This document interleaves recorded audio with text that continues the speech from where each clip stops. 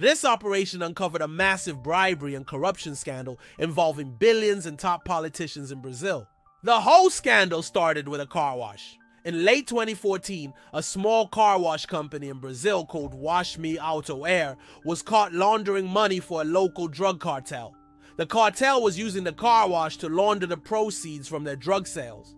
The car wash owner would inflate the price of cleaning a car and then split the difference with the cartel, giving them clean money for their dirty money. The police were hot on the cartel's trail, and they soon found out about the car wash. They raided the place and shut it down. But this wasn't any ordinary car wash. This was a massive money laundering operation that had been going on for years, and the people running it were some of the most powerful politicians in Brazil. The police uncovered a massive web of corruption that reached all the way to the top.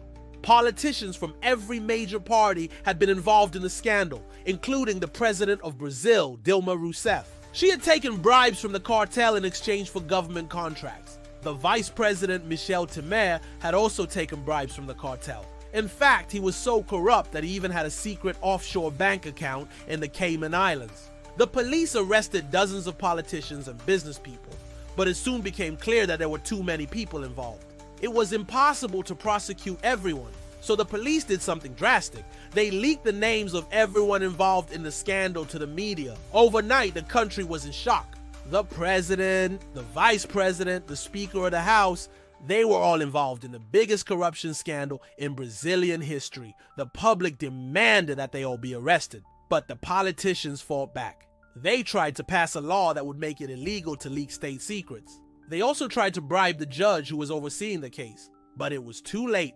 The damage was done. The public was outraged and they took to the streets. There were protests in every major city in Brazil. The government was forced to cancel the law that would have made the judge's ruling illegal, and the judge ruled that all of the politicians involved should be arrested. In the end, over 30 politicians and business people were arrested, including the president and vice president of Brazil. That the entire political class was in jail. But it didn't last very long. After a few months, the judge who had overseen the case was mysteriously poisoned. He survived the attempt on his life, but he never fully recovered. The politicians who had been arrested were released, and the whole scandal was forgotten about. But this isn't the end of the story. In the next few years, more and more people were arrested for their involvement in the scandal. As of today, over 100 people have been arrested for their involvement in Operation Car Wash, and the scandal is still ongoing.